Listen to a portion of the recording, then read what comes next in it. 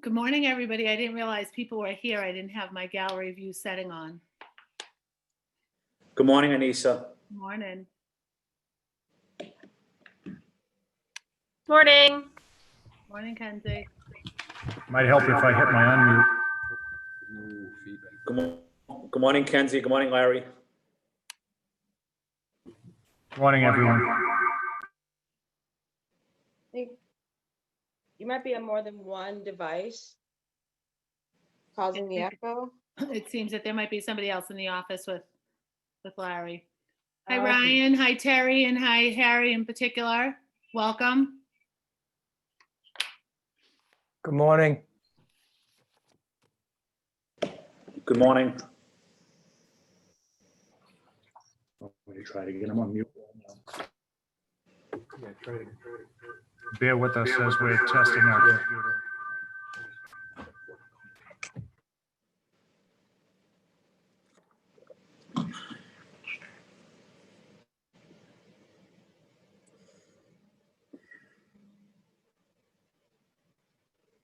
Good morning, Harry Jean here. Can you guys hear me?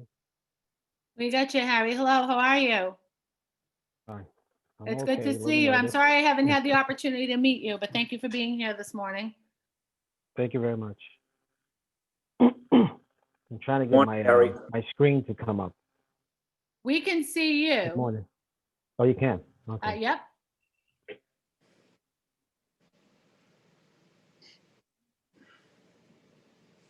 Can both see me? For some reason, I am not seeing anybody. You got your gallery view, Counselor Edwards?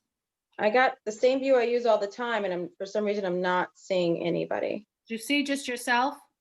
Nobody. Do you see just the city council hammer? The All right. gavel? Nope, just came through. Now I see everybody. Good. Good. Because I was stuck in that spot for a little bit too. I hope they remember to unmute and connect the screen. That was one of my problems here.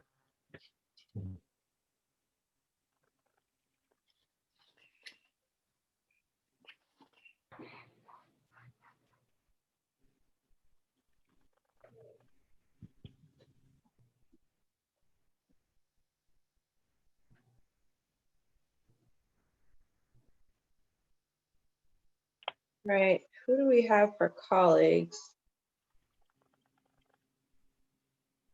Just gonna check on my colleagues real quick. Larry's on. Okay.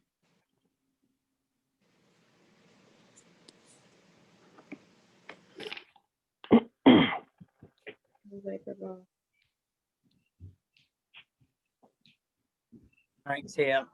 Good morning, everyone. I have Anissa, Ed, Frank, Kenzie, Liz, and Mike. Yeah, I think that's it for folks.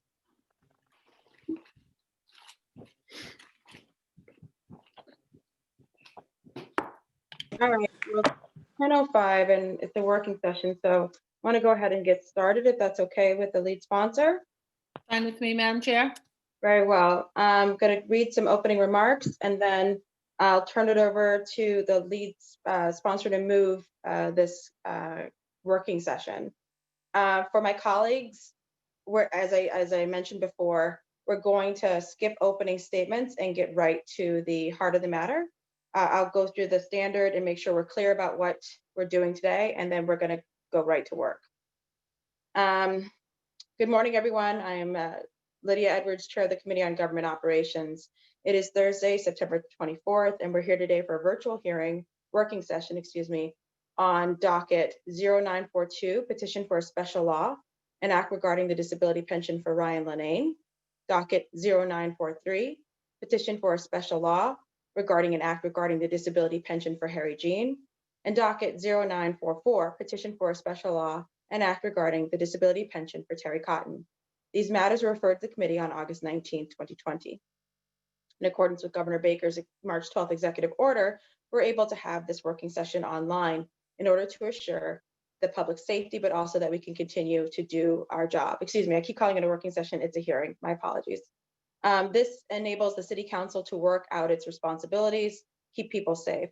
The public may watch this meeting via live stream at www.boston.gov/city-council-tv. It will be rebroadcasted at a later date on Comcast 8, RCN 82, Verizon 1964. For public testimony, written comments may be sent to the committee email at ccc.go@boston.gov and will be made part of the record. These home rule petitions would increase the accidental disability retirement allowance payable to the officers named individually in each proposal. Massachusetts General Laws, Chapter 32, Section 7 governs the accidental disability retirement allowance and currently allows for a yearly amount of pension equal to 72% of the annual rate of regular compensation. This proposal would increase the retirement allowance to the rate of compensation that the officer would have received had such officer continued service as a police officer. In short, it would increase from 72% to 100% of the income that they would have received. The home rule petition also provides for the surviving spouse as follows: an annuity in the amount of 3/4 of the amount of pension payable to the officer per month at the time of his death, and if the surviving spouse remains unmarried, and if said surviving spouse remarries, the city shall pay in lieu of the aforesaid annuity an annuity of $550 per month. The statutory standard for accidental disability retirement is physically unable to perform the essential duties and responsibilities of the job, and that such inability is likely or deemed permanent before attaining the maximum age for the members group by reason of personal injury or violent act injury sustained by a hazard undergone as a result of and while in the performance of his or her duties. Again, that's in Massachusetts General Laws, Chapter 32, Section 7. I wanted to acknowledge my colleagues who are here before I turn it over to the lead sponsor. My colleagues, again, who are here, and they can correct me if anyone's joined since I began speaking. The sponsor of all three matters and all three dockets, Counselor at Large Anissa Sabi George, District 2 City Councilor Ed Flynn, District 3 City Councilor Frank Baker, District 8 City Councilor Kenzie Bach, District 9 City Councilor Liz Braden, and at-large City Councilor Michael Flaherty. Of course, myself as the chair, I'm District 1 City Councilor. Have there been any other councilors to join us that I missed? Very well. I'll turn it over to the lead sponsor. If she's okay with anybody else speaking, or if you want, it's up to you, Anissa. Thank you, Madam Chair, and thank you everyone for being here this morning. I'm happy to give a brief opening statement and get to the work. I appreciate your desire to get to this and for your flexibility, Madam Chair, and making sure that today's hearing was scheduled and that the participants could be with us.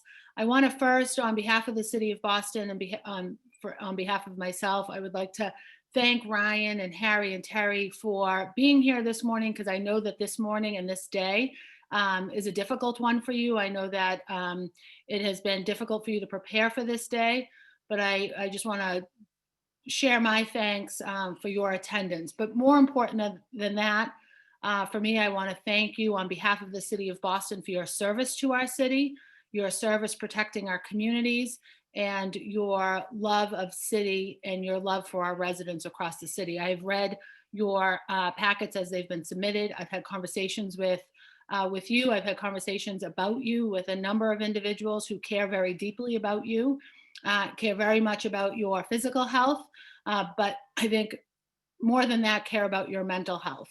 And so I think it's important for me to thank you for your service to our city. I understand that your injuries sustained, both physical and mental, have impacted you greatly, no doubt, so much so that you are unable to do the job that you all loved so much. So I just want to make sure that that note of thanks is made, because it is certainly the least and nearly not enough that we can do. And it's part of why we're here today. You went to work one day and you are unable to perform those duties anymore. So I think that it is important for us as a city to respect and honor your service to our city. and move to make right the situation around your retirement. So that is it for me, Madam Chair, this morning. I will have some more comments during testimony, and do want to just note how important it is that everyone is here, but also want to note how difficult I know this morning is for you. I also want to thank Larry and Donald for their support getting to this point as well. Thank you, Madam Chair. Thank you. For those, unless my colleagues have I misstated, this is not a working session, so this is a hearing. So to my colleagues, out of respect and deference to my colleagues, if you have any brief statements and would like to say them, you may do so now. Otherwise, I will turn it over to, and we'll go in the order of the dockets to hear out from each one of the individuals. Any of my colleagues would like to make a brief statement? Just checking. Oh, I knew it. Councillor Flynn with the stapler removal. Councillor Flynn. Thank you, Councilor Edwards. I'll be very brief. I just want to echo what Councilor Asabi George stated. I had the opportunity for 10 years as a probation officer to work with hundreds of Boston police officers, and I've seen the incredible work that they do in our neighborhoods, keeping our city safe, keeping our residents safe, but also engaging the public and trying to do the best job that they can. And although it's a difficult time for these three officers, I also read the packages that were provided, and they have exceptional backgrounds, outstanding careers. They've been there for the people of Boston. And I also know that they have significant medical challenges ahead of them. And I think what you're proposing today, Councilor Asabi George, is the right path forward. So I just wanted to echo what you said about the service of these three fine Boston police officers. Thank you, Councilor Edwards. Thank you very much. And so as stated, we're going to go in order of the dockets. And so if it makes sense, and I'll just check in with the lead sponsor, we'll just go with the docket number. The person and proponent can speak to that matter. Anybody in support can also speak to that matter, or in opposition to that matter. And then the colleagues can ask questions. And then we'll move on to the next one. Does that make sense, or does that work with you? I would actually suggest, Madam Chair, respectfully, that Ryan, Harry, and Terry have an opportunity to make their comment, and then we can ask questions of all three at the same time, because there may be similar questions for each one of them. It's certainly up to your discretion, and I'm certain that BPPA President Larry Calderon, as well as the Detectives Union President Donald Casey, may also have comments. It's certainly up to your discretion. For the sake of time, may be best to have the three members, retired police officers, make their statements first. I can understand. But I don't have a preference. Okay. Just in case of time, maybe easier to have all three give statements. No, understood. So how about this? I will out of deference to the service that they have done, allow for them to present themselves and their statements first. I do think, though, when it comes to each one of them afterwards, we will have, you may have to make more than one statement, Larry, and the detectives, but you will make one for each one. Okay, very well. Again, so in order of the docket that we have, I believe Officer Ryan Lenane would be first at docket number 0942. And then I believe we have 0943, who is, let me just make sure, I think it's Caution. And then we have 0944, who would be Harry Jean would be next, and then 0944, Terry Cotton. Okay, so very well. Officer Lenane. Hi, can you hear me? Yeah. Okay. Good morning, Council, and thank you for holding this hearing and listening to me today. Also, thank you, Councilor Asabi George, for submitting this petition on my behalf. My name is Ryan Lenane, and as you know, I am a retired police officer. I became a police officer in 2006, and it was an extremely proud moment for my family and I. The Boston Police Academy was tough, but I truly loved every second of it. In the summer of 2006, when I graduated, I was placed at District 11 in Dorchester. From the first day, I was learning the job and understanding the struggles of the city. I had a lot of respect and pride for my new career early on, but the love grew every time I put my uniform on. Within a year of being on the job, I was playing basketball with the kids of the neighborhood at Towns Field or inside the gym at St. Peter's Parish. I loved the community and enjoyed meeting these kids, not only as a police officer, but as an approachable, fun-loving, and caring guy. These kids reminded me of my upbringing in Hyde Park on Georgetown Drive in the Georgetown Housing Development, and how we had police officers who patrolled our neighborhoods, who we looked up to and dreamed to be like one day. But that all changed.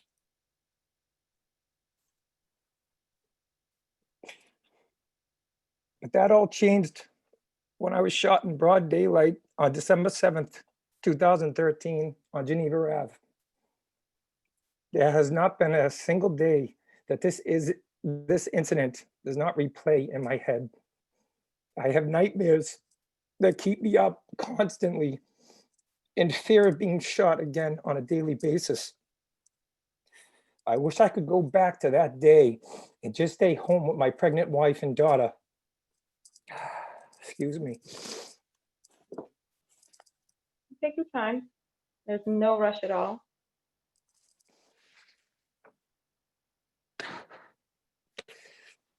I wish I could go back to that day and just stay home with my pregnant wife and daughter so I could still be doing the job I love. I miss the community. I miss the kids making fun of my jump shot and calling me chin strap. And most of all, I miss the job. I grew up in this city. I love this city and I gave it my all. As you know, I did go through the process to receive a disability retirement, and I am receiving that now.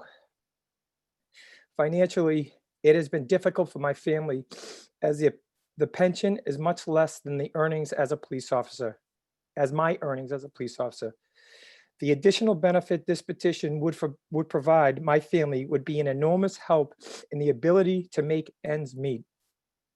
I am thankful to you for considering this petition, and it would mean a measure of financial stability for my family as I continue to work on my recovery. Thank you all for your time. Thank you very much. I think it's next is Officer Harry Jean.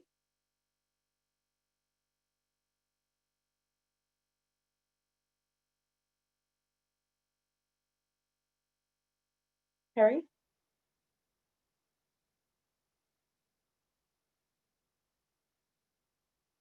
Harry, can you hear us? Harry, please unmute yourself. Okay. Yeah, I'm sorry, guys. It's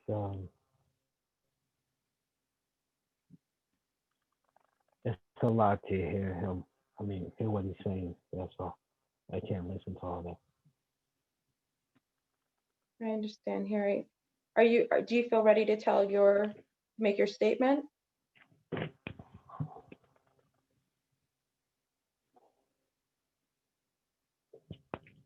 Okay. If it's okay with the lead sponsor, we might go to Terry Cotton for now, and we'll come back to Harry. Harry? Yeah, I'll be fine. Okay. Very well. Harry? You want me to start? Yes, please. Okay. Good morning. My name is Terry Cotton. Thank you for holding this hearing today, and a special thank you to Councilor Asabi George for sponsoring this petition. This petition would be a tremendous benefit to me and my family. As you know, I'm a retired Boston police officer. I receive a disability pension related to being shot and permanently disabled in 2013. I'm thankful for the disability pension, but it has been difficult for my family to make ends meet, particularly since the COVID pandemic started. To be honest, if this petition was passed, it would help my family get back on our feet financially. Before my shooting, I woke up every day looking forward to going to work and serving the people of Boston. I love being a Boston police officer. I love working with the people in the community and helping make our great city safe. But that was taken away from me on August 7th, 2013. My partner and I were shot. On that day, we were driving down the street when a young man on the side of the road with his shirt and showed us he had a handgun. When we stopped, backed up, exited our vehicle, and he began shooting at us indiscriminately. We returned fire, but we both were shot. My life has changed dramatically since that day. Not a day goes by when I don't think about that day and when I don't have to deal with that trauma. The events of that day have changed my family, who had to deal with my disability and the way that it has changed me. And it's been a struggle financially. As I said, this petition would help my family tremendously financially. I would it would let me work on my healing rather than worry all about my finances. I wish I didn't have to be here today to ask you to support this petition, but I am deeply grateful for you to have considering it. Thank you again. Thank you very much. And Harry, do you feel able and ready? You would need to unmute yourself. All right, so I got my statement. I'm not sure what you guys wanted to hear, but I want to thank, I don't know if I got the name correct, Councilor Asabi George for her opening statement, because it really touched deep to acknowledging us. Good morning to those of you who do not know me. My name is Harry Jean. I'm a retired Boston police detective. Just to let you know a little about myself. I grew up in the area of Roxbury, Dorchester, and Hyde Park. My parents were Haitian immigrants. They worked very hard to raise 5 of us to have respect and good Christian values for man and God. My dreams to become a police officer was inspired by my mother's story on how I came to be. She told me that when she arrived at Boston City Hospital, back then, it's called now Boston Medical, in the parking lot in a Boston police cruiser, she was in the process of giving birth to me. She told me that the officer yelled at her, telling her she couldn't have the baby in the back of his cruiser, and then tried to push me back, which caused me to be a very sick newborn baby at the time, but I survived. That was in 1967. I grew up wanting to be a better version of that officer, to protect, to serve, to make a difference. And that day came true when I became part of the Boston Police Recruit Class 2489. On August 7th, 2013, the day for which I'm here now, as a member of the Boston Police Drug Control Unit, myself and my partner were approached by 2 black males, both displaying firearms from their waist. Upon exiting our vehicle, I was immediately engaged in what felt like an endless gun battle. One suspect ended up deceased. The other made good his escape at the time. I suffered multiple gunshot wounds to my left leg, which now has 3 holes and 1 bullet inside, and then discovered my partner had been shot. I was taken to Boston Medical, where I was admitted. My injuries had led me to a series of medical visits until this day. My life as an officer in the department has never been the same since that day. I am here today, but only as an empty shell of whom I used to be. I honestly didn't think I'd be alive to be here today at all. Every day in my life is a constant battle to be normal for my family and for myself. I have given all to the city.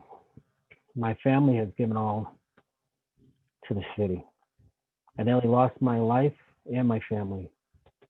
I suffer from my injuries every day.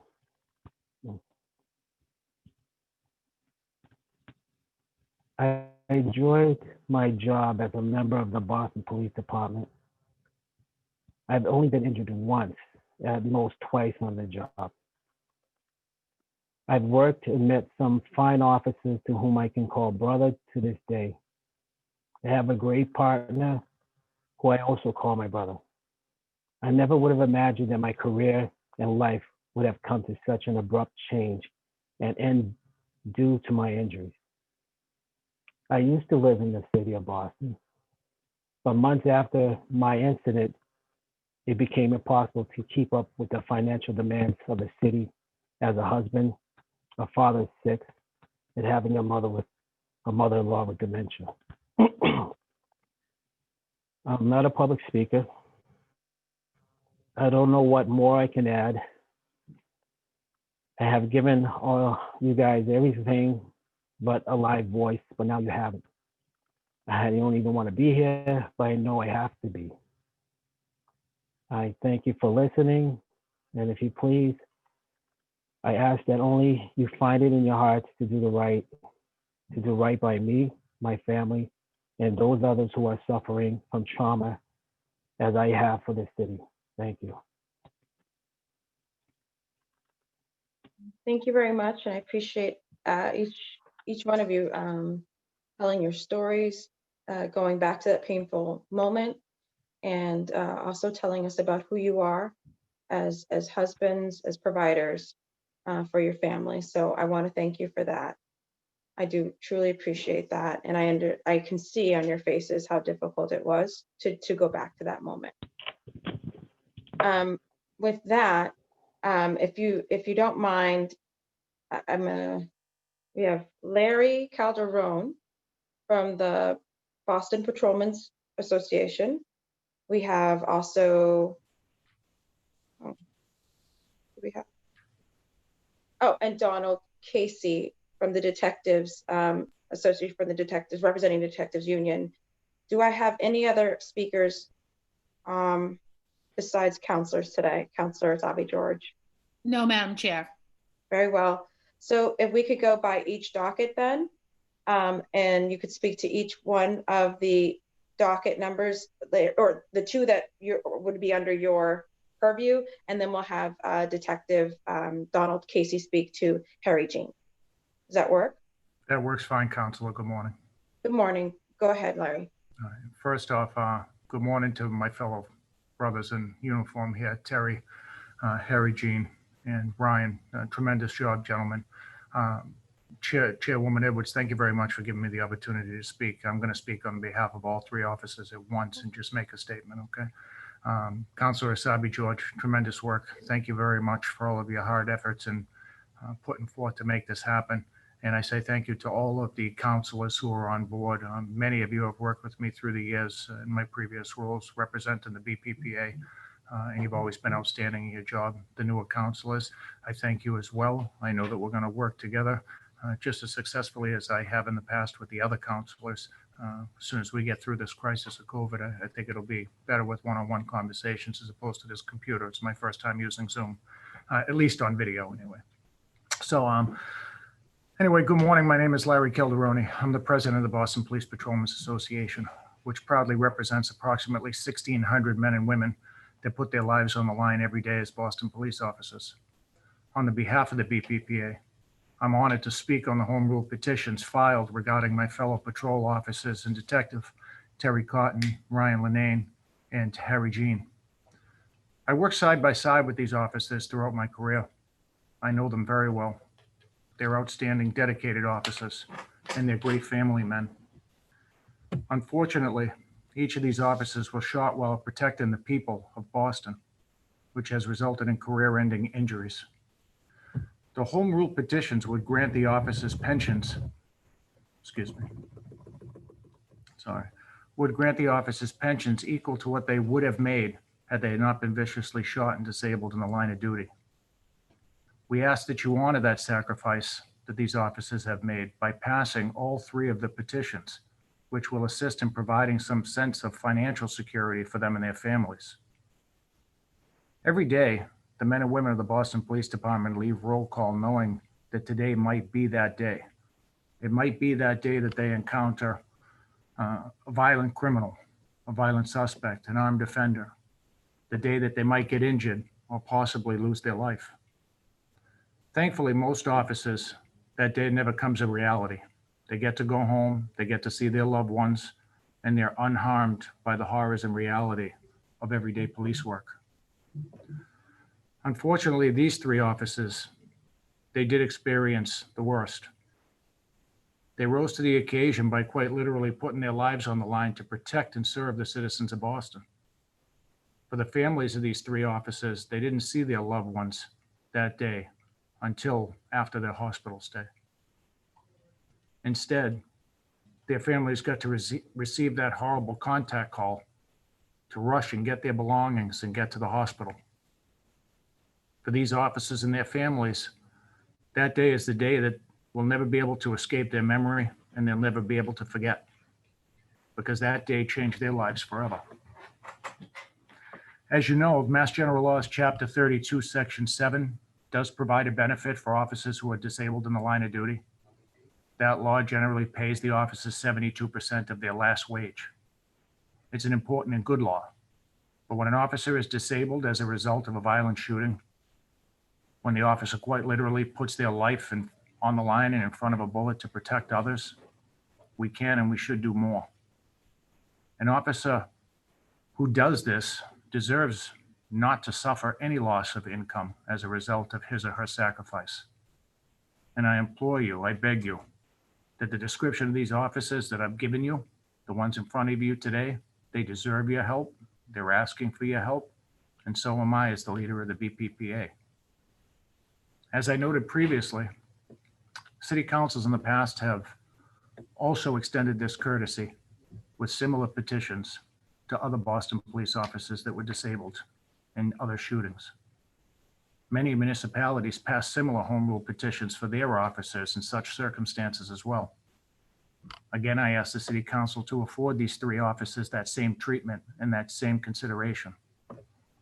The BPPA again wants to applaud Councilor Asabi George for the fashioning of her petitions.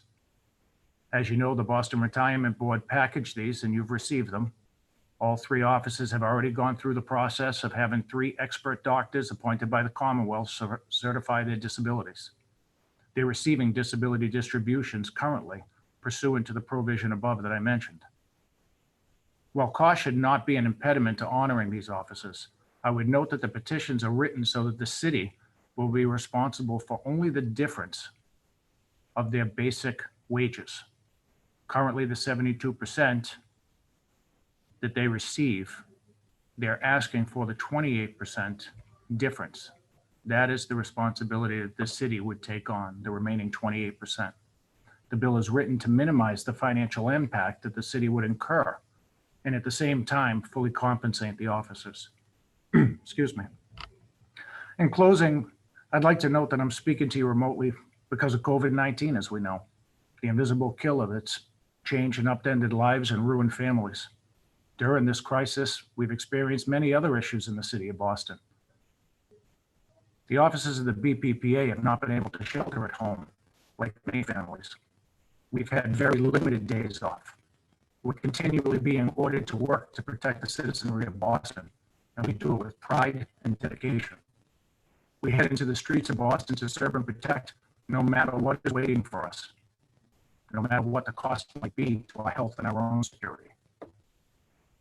We want to thank all the officers for what they do every day of the week, and especially for the 3 officers in front of you that experience the worst.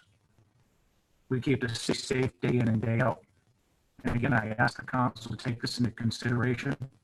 Thank these officers for their sacrifice. And please do the best you can to pass these petitions and make their families in a better state financially. Thank you, councilors. Thank you.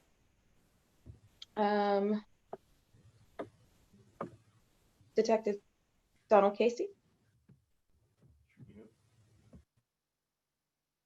Good morning. I hope you can hear me. Yes. Okay. I'm going to be very brief. I know a lot was said today, so I'm going to be very brief in my statements. First and foremost, for those that don't know me, my name is Donald Casey, President, Boston Police Detectives Union. I've been a member of the police department for 32 years. I worked in several different units, drug unit, gang unit, school police. I was raised in Mattapan, very close to where Harry Jean was raised. I think he's a little bit younger than me, but I know all the pitfalls he had to overcome to become a Boston police officer. There's a lot of things going in our neighborhood that he had to overcome to succeed. Becoming a police officer isn't as easy as most might think, especially with those pitfalls.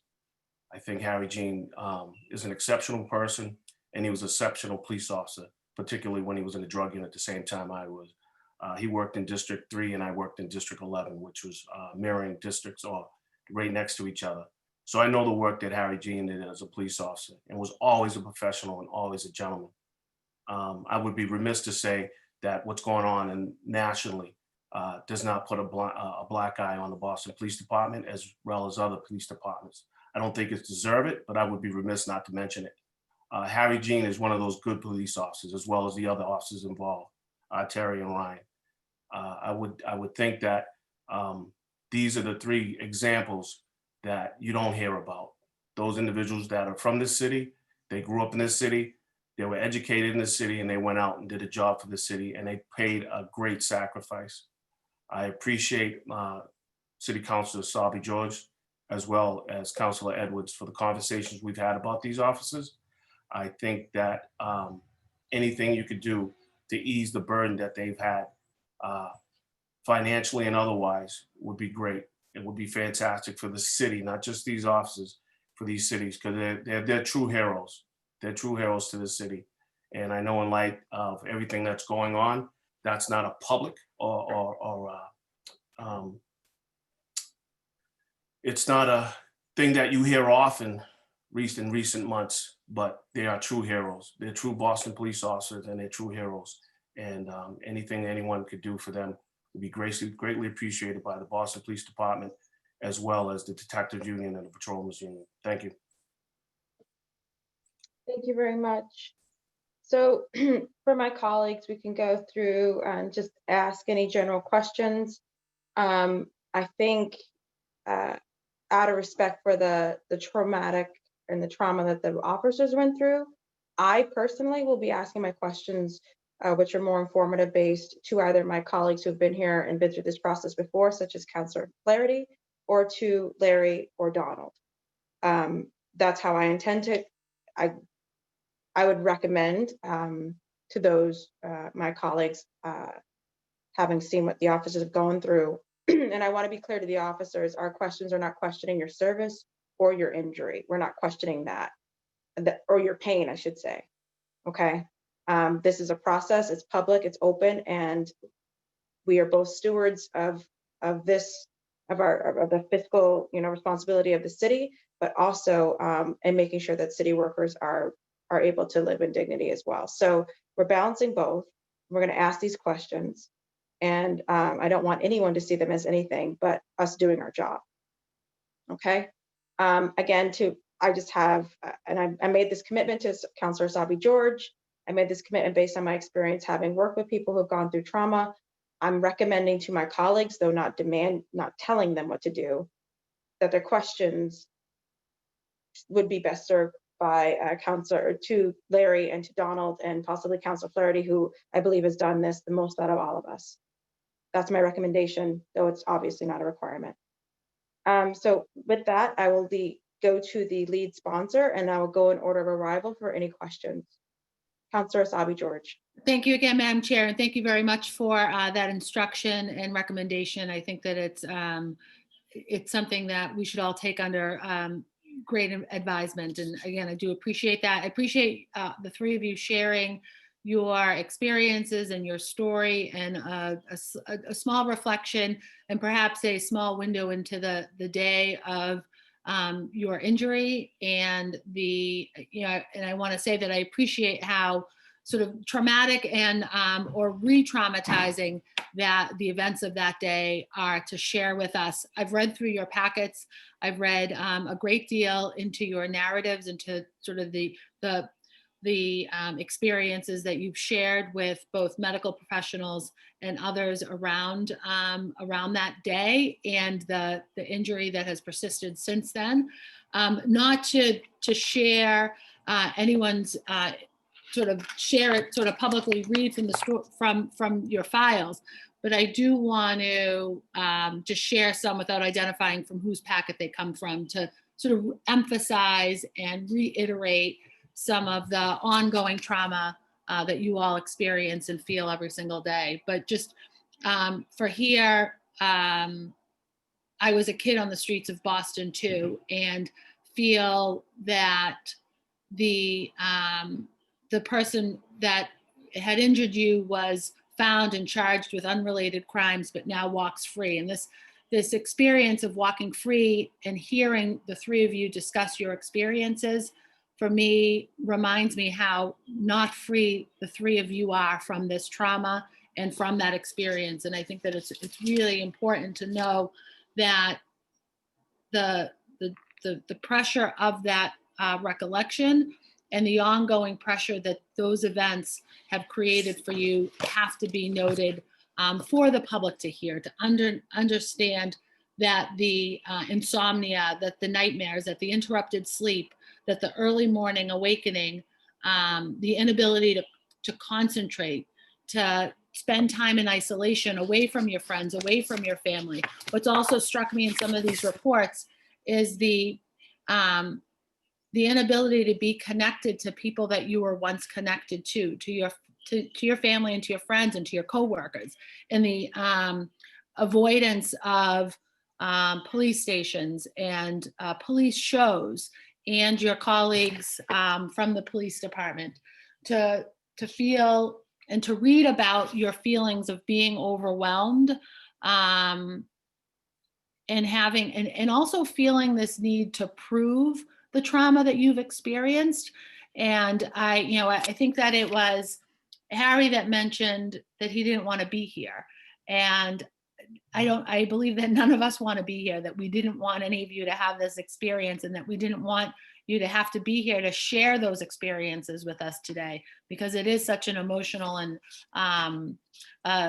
painful recollection, no doubt, because I've read your files, and it's also painful for your families to experience this again with you today, as it's been ongoing since the dates of your injuries from 2013.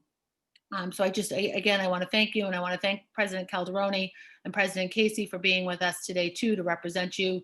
Donald and Larry have represented you well through this process, and you're very grateful for all of your experiences here. I do urge my colleagues to read through these packets if they haven't had an opportunity to.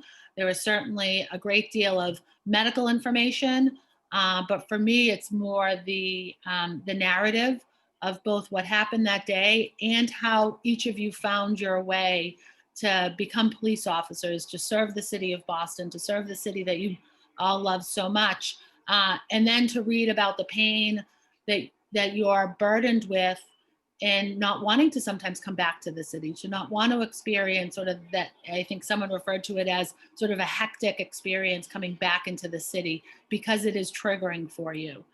So I am, again, just very grateful that you're able to be here with us today to share your experiences. It's so important for us as we discuss this matter, as we look to make decisions on this matter that we've heard from the three of you. So I don't have any specific questions to this. I'm certain that my colleagues have, as they haven't been in the weeds on your circumstances specifically. So that is it for me for now, Madam Chair. Thank you. And I'm sorry, I meant to mention the order. It would be Counselor Asabi George, Counselor Braden, Counselor Bach, Counselor Flynn, Counselor Baker, Counselor Flaherty, and then I would ask any questions if they weren't asked by my colleague. So Counselor Braden. Thank you, Madam Chair. I've never sat in this seat before, so I hope to learn a lot about the process, especially from more seasoned and experienced city councillors such as Councillor Flaherty. I also want to express my gratitude to the officers for their testimony this morning and for their service. I come from Northern Ireland. I'm not unfamiliar with the impacts of post-traumatic stress disorder on officers and police and civilians. Trauma that can have long-lasting impacts on your life and your ability to function. And so I look forward to just sitting and listening and learning more. And thanks again for your testimony this morning. I know it was difficult. Thank you. Counselor Bach. Thank you, Madam Chair. I also want to thank the officers for being here today and for your service and sharing what are hard stories to share. And I know that our society still has a strong bias against recognizing the realities of trauma and mental health. And I think, all of us on the council are committed to a world in which we treat those as just as much of a real medical situation as a physical injury. And so grateful to you for being here today. And I think, I just find myself thinking in this moment just about what an illustration this is of how, of just like, what a terrible sort of gun violence culture we've managed to spiral into as a country. Obviously, both of these incidents that we're talking about, I think two of you were talking about the same incident,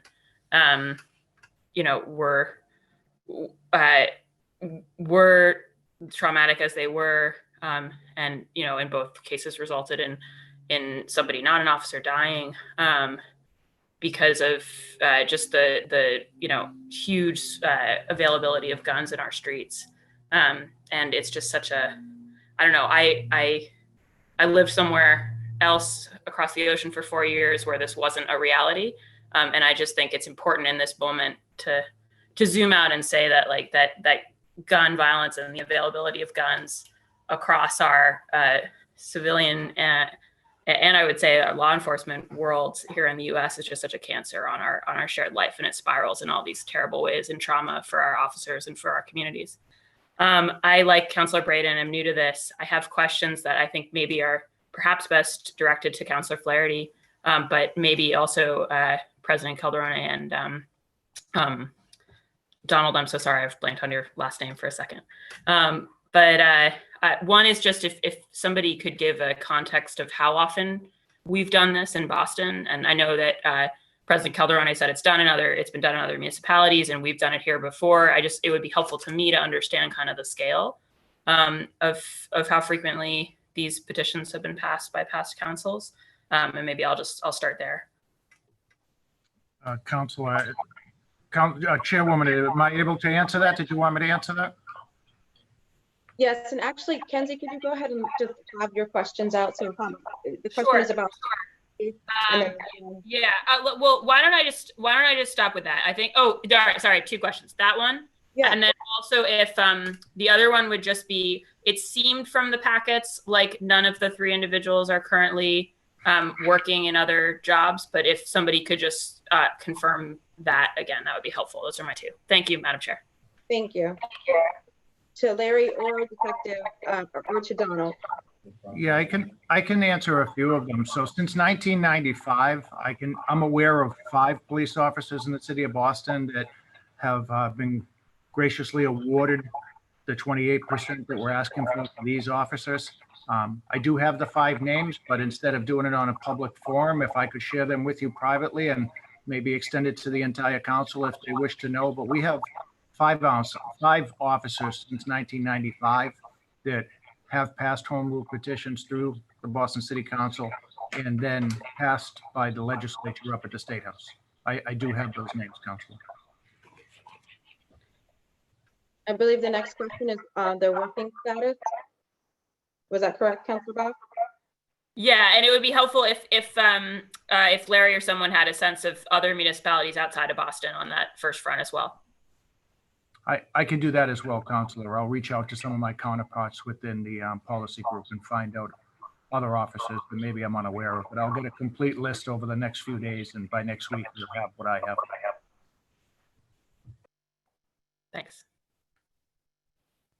I think the last question was, are any of the officers working? Can jump in. Unless you want to go, Larry, I can jump in and Harry after. I'm unaware, Donnie, unless, I'm sorry, I'm unaware, as far as I know, none of the officers are currently employed. Is that correct, Don? To Harry Jean, he has not worked. The last job he held was for the Boston Police Department. And I think also the question was, he physically able to work?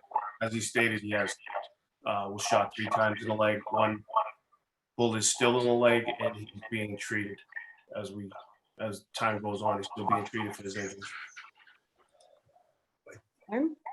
Councilor Bach, is that good, or do you have any other ones? No, thank you, Madam Chair. Okay, we've also been joined by Councilor Ricardo Arroyo. I just checked in with him, and he's listening right now, and he'll come to the end, and I'll check in with him again if he wants to make a statement or ask any questions. Councilor Flynn, or excuse me, yeah, Councilor Flynn. Thank you. Thank you, Councilor Edwards. I don't have any specific questions, but I just wanted to make 2 points after listening to the 3 officers' stories.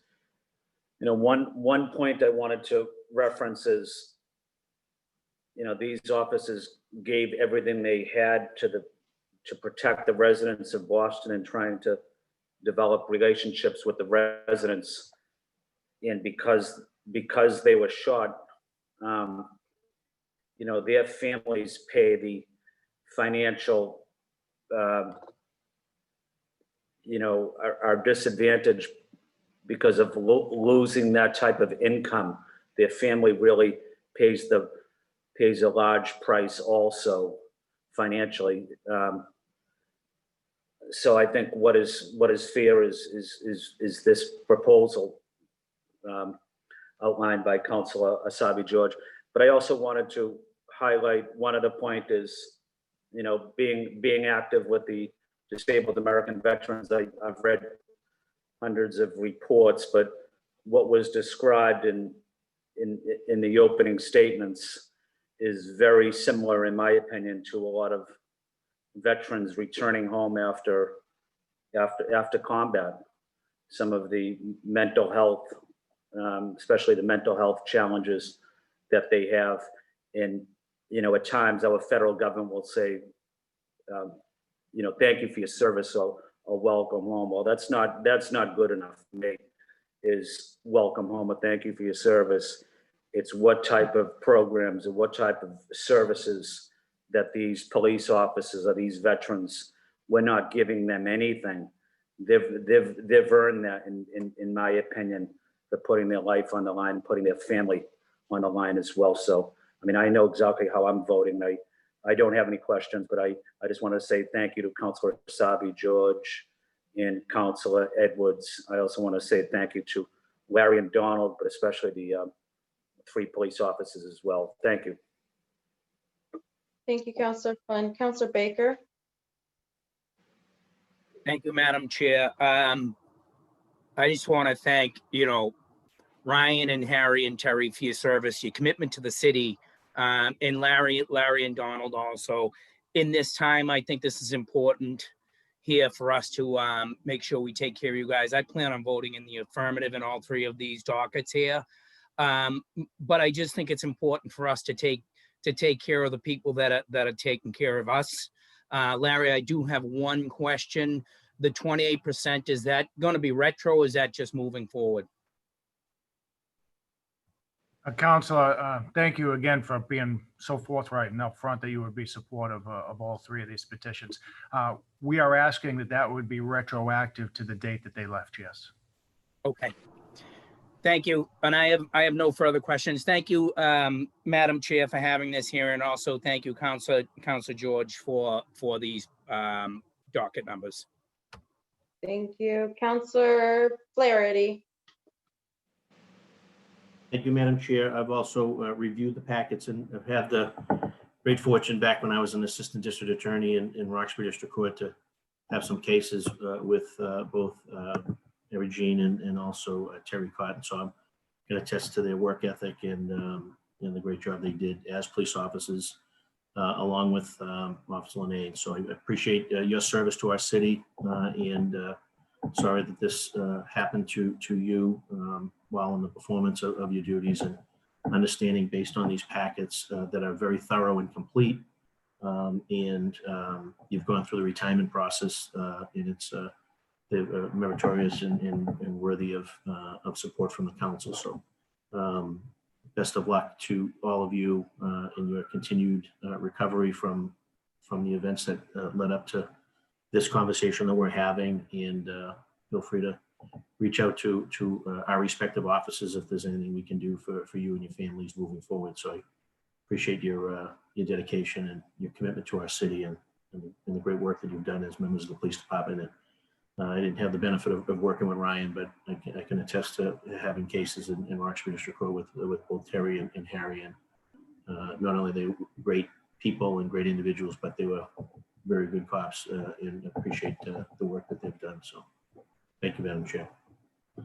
And if for any questions, since 2000, since being on the council, I think the council in that time has probably done 3 police officers. We've also done some firefighters, but so it's as referenced, Larry, I think laid it out perfectly in terms of how retirement benefit works. And then there's an additional 28% that benefit is available for situations like this where folks are involved and have permanent lasting injuries that make it unable for them to perform their duties moving forward. And I think that's the exception that has been made here. And if any of my colleagues have any additional questions that I can shed some light on, but we don't do them every day. And again, it's my time here in the 20 years here, I think I've participated in 3 for the Boston Police and maybe 2 or 3 or so for the fire department.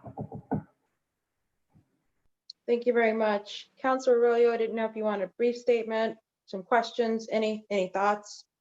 Anything? Yeah, just briefly, no questions. I just want to thank the officers for their service. And I'm truly sorry for the harm that's been caused to you in the performance of your duties and the ongoing trauma that you are seeing and dealing with. And so my thoughts are with you. I'm sorry this was such a difficult process. And I know Councilor Asabi George certainly spoke for me when reliving trauma and having to go through that process is certainly not something anybody here would want anyone to have to go through. And I'm sorry that to some extent that's something that happened today. So thank you again for being here. Thank you for your story and your testimony. And I'll be watching back the tape for what I did miss. I did catch some of it, but I'm deeply appreciative for the service that you've rendered this city. Thank you. Okay, so I just had a couple follow-up questions for whomever. First for Councilor Flaherty, just to make sure I understand, and then if Larry or Donald want to add to them, that's fine. With regards to the last 3 BPD officers, of police officers, or the 5 in total, I think since 1995, how many of them, what were the typical injuries that they suffered from? Were they alive? What was the injury? Sure. I know in one instance it was a significant brain injury. It was an officer that was involved in a motor vehicle accident. I believe he may have been on a motorcycle, if not a cruiser, and kind of got T-boned at an intersection responding to a call, and multiple surgeries, multiple fractures throughout skull and face. So I know that was a difficult one. And I believe that there was a significant injury it was a firefight, and then there was a struggle, physical confrontation. And the officers or detectives can kind of correct me if I'm wrong, but then the weapon was put against the face of the cop during the struggle, and in the gun jammed. But in the officer's struggle to try to prevent that gun from being turned on him, I believe that he basically tore all the ligaments, I believe, off of one or both of his shoulders. And after multiple shoulder surgeries, wasn't going to be able to compete and perform because he couldn't lift. He didn't have the ability to lift his hands up anymore, so he wouldn't be able to perform his duty. So I know those are two, and I'm trying to think of the third one. I think the third one was also a brain injury and with some significant post-traumatic stress involved in a firefight. And I want to say it might have been in the downtown financial district. Someone had a weapon that had a laser, and it was the laser was focused on the officer for a significant period of time, and there was a shootout. So I think that's sort of sum and substance of the three that I can recall. And they suffered physical injuries, but in addition to that, they had suffered significant post-traumatic stress and some mental health issues as well. Larry, And if Larry or Don can sort of recapture if I'm accurate on those. It might have been another one. I'm just drawing a blank. Yes, Counselor, your memory serves you well. Those are accurate statements. I can tell you, out of the five counselors, out of the five names that I know of that are in front of me, dating back to 1995, they were all violent incidents. There is only one that I'm aware of. There was not a gun battle, but I would gladly discuss the mental state of the officer and the injuries that he is still suffering from today. If we could do that offline, personally, that would be appreciated.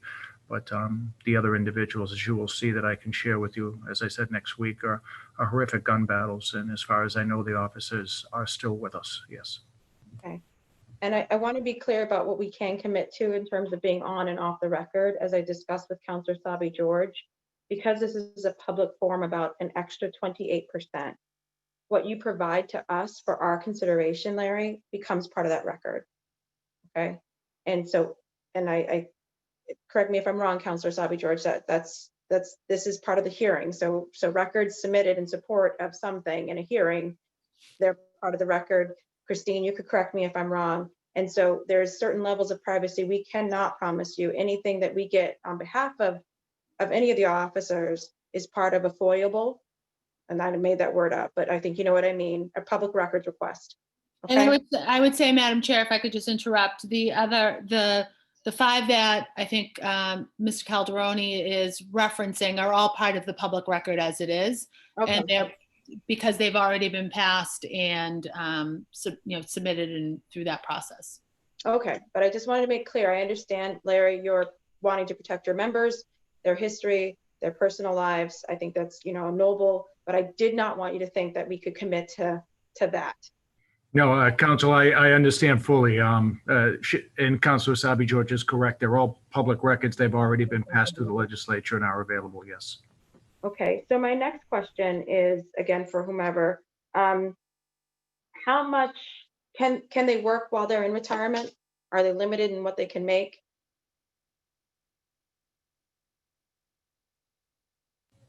Sorry, Counsel, bear with me 1 second to make sure I'm correct on that.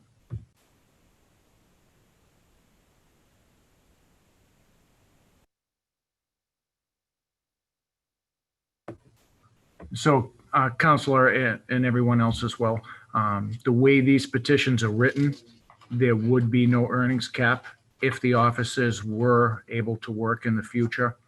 Currently, none are employed, and currently there is a cap. But the way these petitions, if they're voted through, and the officers were able to sustain employment later on down the road, there would be no earnings cap. So there's for these petitions or for petitions, you can implement an earnings cap. Is that normal? It just depends on the way they're written and put forward. Some departments and some municipalities have done it just like we're attempting to do it. Other municipalities have chosen not to. And I can't guess on which ones they are or the reasons that they would be doing so. Mhm. But in Boston, this is a way that it's been done in the past. So for all 5 that we know of, and we can look at those records, they've also been without an earnings cap. We'd have to look at them, Counselor, just to make sure. I wouldn't want to commit to a yes, but we could look at them. Thank you. I'm happy to do that as well. Now, I think one of the questions we got, and we did get testimony that was withheld from the, God, I'm gonna mess up their names. The organization, the municipal, what is it, Kenzie? Research Bureau? Mass Mom, Municipal Yes. Association? Municipal Research Bureau. Thank you. And so that was submitted, and then I think it may have been my miscalculation to not re-invite her, but she had a comment during our last kind of discussion about this. And one of the things that she had mentioned was the expected totals in terms of financial contributions for a typical officer, not even these ones, but just a typical officer. Because I understand this is for the rest of their lives, plus 75% for their spouses if they don't remarry. Do you have an estimate about what that number is for an officer? I know I have some ages. I don't have everyone's exact ages. I think 36 or in their mid to late 30s and 50s for the officers today. But do you have an estimate about what that would be for one or all of them? I do not have an estimate, no, Counsel. Okay. Then I had a question. You had said that the standard is what the officer would have made, but for their injury, right? Like as the retirement, That is correct. Yes, it's their base wages, correct. their base wages. Yes. So that doesn't include overtime. That includes their salaried wages at the time. And that's what the 72% is based off of too, or no? The 72% is based off of their last wage when they left the job and only the base salary, no overtime, no extracurriculars, just the base wages. So for my education and for those who are watching, Mhm. if I made, because I'm bad at math, so I'm choosing numbers that have a lot of zeros in there. $100,000 is my base salary, okay? 72% of that is what my retirement pay would be. That is correct. And that would be split up in 12 months. That is correct. Okay. If I made $100,000, and $150,000 and $50,000 of that is overtime, that is not included in the calculation for the 72%, or is it because it was my last paycheck?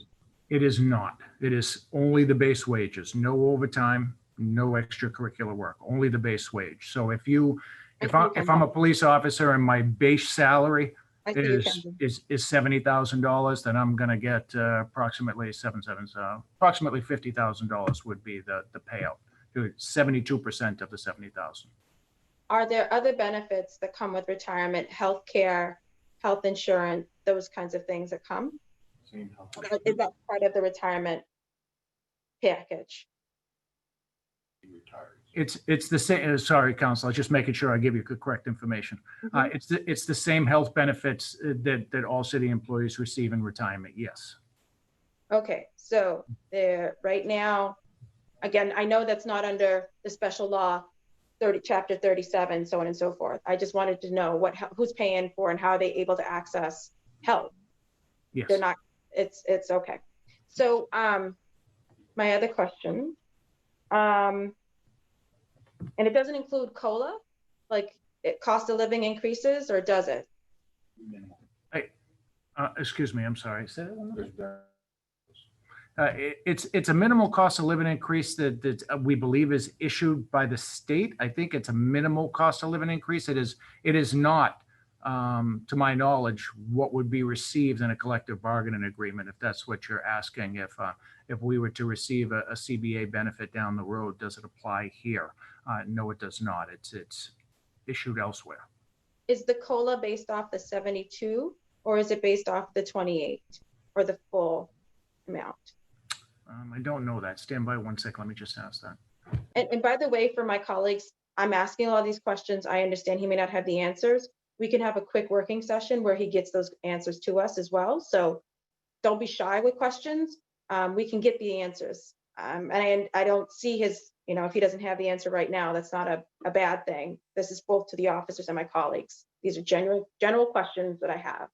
I would Yes. also suggest, Madam Chair, that some of those questions we could direct to the City of Boston Retirement Board, as they were invited, but generally don't participate in this type of hearing. They would be and could be directed to answer those questions specifically for the record. I think COLA is based off of your beginning earnings. Like they only base a COLA off, I think it's like $18,000 or something, the part of your initial, even if you make $100,000, your whole COLA payment isn't based off that $100,000 in retirement. It's based off a capped amount towards the beginning. It's like $20,000 or something like that, I think. Okay. You're correct, Councilor Baker. Sorry, Councilor, go ahead. Very well. And Counselor, let's see, I'm sorry. My last question. 28. And this is not to at all discount the toll of PTSD, but I wanted to make sure I'm clear that the crux of why the officers, is because of the mental anguish and burden that PTS is bringing on them as their number one reason as to why they cannot fulfill the obligations of the job. Well, Counselor, I'm not downplaying it, please. I just want to make sure. I understand. To give you an appropriate response, unfortunately, I'm not one of the officers, I should say fortunately, I'm not one of the officers that have experienced this tragedy or this physical disability that they're experiencing. And I would have to say that each individual officer experiences trauma and PTSD differently. And the physical injuries hinder the ability to do this job as well. Each officer has physical injuries, is suffering some type of PTSD as well. So it would be unfair if I tried to describe it as a whole for everyone. I would have to say that each and every counselor has a medical packet in front of them. If they look at the medical packet for individual officers or all three, that would probably be the better way to do it instead of me trying to answer it for all three officers. Because honestly, I don't know how they feel or how they're suffering. And I have to say that I don't want to. If I could just talk. Oh, go ahead. I'm sorry, if I could just talk for Harry. I'm sure Larry would jump in with his guys. It's definitely, I mean, that's a byproduct of it. It sounds quick to say that, but the mental part of it is a byproduct of what happened that night. But the physical is definitely there with regards to Harry. I hope that helped. It does help, and it does state in the packets the reason for their retirement. For some, it's PTSD, and so just to let folks know, there. In terms of, I think that's it for me. If I come up with any ones, we'll go through another round. I know that most of my colleagues don't have questions. Councillor Bach did, however, raise her hand. Councillor Bach. It was just a quick follow-up on your question, Councillor Edwards. President Calderoni, I know that that the hazard pay bump gets included for the purposes of calculating pensions and other things in our police CBAs. So when you say the base wage pay, is that including the hazard pay that they would have gotten at the time, or only like true base pay? It would include the hazard-based pay as well. Yes, it would. Okay, thanks for that clarification. And Councillor Edwards, I just wanted to say, I think in all three packets that we have, PTSD is listed as the medical Mhm. reason for which the application's filed. Okay, thank you. Counselor, I didn't know if any other counselors had a second round. I think it would be as Larry and Donald probably will come back individually to talk with any counselors and answer some of the questions that we asked. And also get back to us so we can have kind of a working session and move these along. You don't necessarily have to answer them in that, but I do want to make sure that that these questions are answered. Absolutely. So I can go back again, Counselor Sabi George, if you wanted to start, or I can check with anybody. Nope, or you do. You're good. You're good. Counselor Braden, are you good? Good to go. Counselor Bach? Can I ask one quick question on the Yeah. record, Counselor Edwards? Yeah. I wondered, this is not really for anybody here. It's maybe just something we could send to BPD. I think it would be helpful to know whether the department instituted any policy changes or kind of had any lessons learned from these two incidents. In terms of, for instance, I think one incident that involved two of the officers is an undercover unit engaging with somebody who has a gun, and just sort of because of how traumatic these things are for our officers and for civilians and residents of Boston, everybody around the incident. I would love to know if any policy shifts came out of either of these for us, just to diminish the number of these situations that we and that our police department has to deal with in the future. Thank you. Counselor Flynn? Good to go? No, yeah, I'm good to go. Thank you, Counselor Edwards. Thank you, Counselor Sabi George. Counselor Baker, I think are you good to go? Yeah, thank you. Just quick. So Larry, I know other people that I know that have gone out in with a disability, like through print department or whatever, that they were capped. They couldn't earn very much over what they had the retirement. So is that the condition right now, and that will be lifted when and if we're able to pass all this? That is correct. These are written so that if in the future the officers were able to gain employment or go back to work in another area, they wouldn't be hindered by the limited amount of money that could be earned. That is correct. And are they capped right now, Larry? Yes, they are. Yeah. Okay.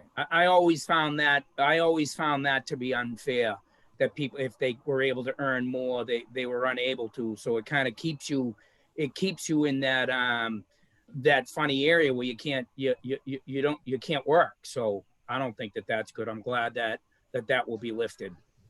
Thank you, Counselor. That is true. Officers unfortunately do get used to being ordered on the overtime or performing voluntary overtime. And I know for my own family, you get accustomed to making a little bit more money than you would in your base pay to go through what these officers are going through at 72%.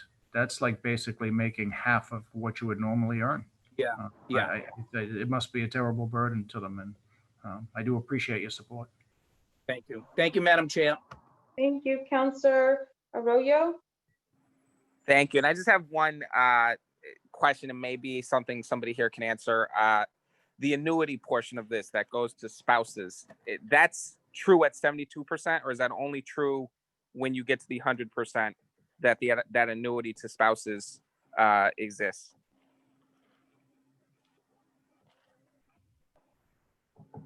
I don't know. Larry? Yes, sorry that I keep looking to my right. We like to kick it around and make sure that I have the right answer for you. Counselors, it's our understanding that it depends on which option that the employee files for. So Exactly. If you're familiar, is that right, Counselor Yeah, Flaherty? that's right. That's exactly right. Okay. It's what you elect. Thank you. So that would be the C option. So if you pick the C option, if I pick the C option and passed away, my wife gets a smaller version of what my pension is. And when do you make that choice? Is that a choice that's already been made, or is that a choice that happens At retirement, when you go in to file your paperwork, you have to check A, B, or C. And so in this case, all three chose C. Is that accurate? For the I don't 72% know that. currently, is that what you're referring to? No, Counselor? for the spousal annuity. If the spousal annuity only kicks in if you choose option C, is They it would fair have to say? They would have to answer that individually. Correct. That's an individual choice. That's All right, one. I'm happy to take that answer offline or however it makes it easier for folks to do that. Well, I think That's my only question. yes, and if I may, and people can correct me, the 72% is the option part, but we're passing a special act that would, if passed, automatically by passing it here and passing it at the State House, give them 75% of the 100 that would pass at the State House. So no election by the officers. We technically make that election for them. That's correct. That is correct, Council. Okay. Okay, right now, can you hear me? Sorry, it said I'm muted. My apologies. So Counselor Asabi George, you and I will get together on scheduling and figuring out what the next steps specifically are. Counselor Larry and Donald, if you would like to go ahead and whatever you want to send, you can send to either my committee that we can redistribute, or you can go directly to the counselors, and we will hopefully take this matter up before the end of the year and be done. Thank you, Counselor, and everyone. Thank you, Counselor. If you could please pass on my number. I know I speak to most of you, but please pass my number on to anyone that wishes to talk about any issue as regard to our members. I'm happy to talk. Very well. Likewise, Counselor Counselor. George.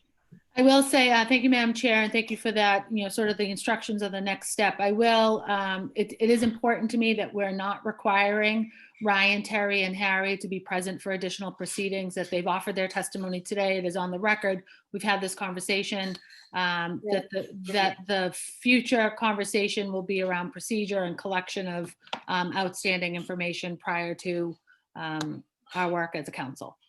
100% agreed. Thank you. Thank you. I appreciate that, Madam Chair. I do want to have that stated out loud because I do want to appreciate and acknowledge, I've said it already, but I do want to note that Terry, Harry, and Ryan, that today was a very difficult day for you to be here with us. I know that there was a great deal of hesitation to presenting yourselves before this body and before this committee. So I want to thank Madam Chair for making that process as smooth and easy for the three of you. But I do, in the end, want to just express my thanks for your service to our city, for your continued efforts to heal and to be well and to support yourselves and your families. And I just, on behalf of the city, thank you for your service. Thank you. And with that, I am now closing out today's hearing, and we will follow up for next steps. And thank you all for attending. Thank you. Thank you, Counselor. Thank you. Goodbye, everybody.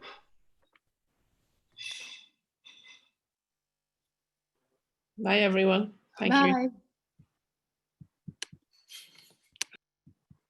Bye.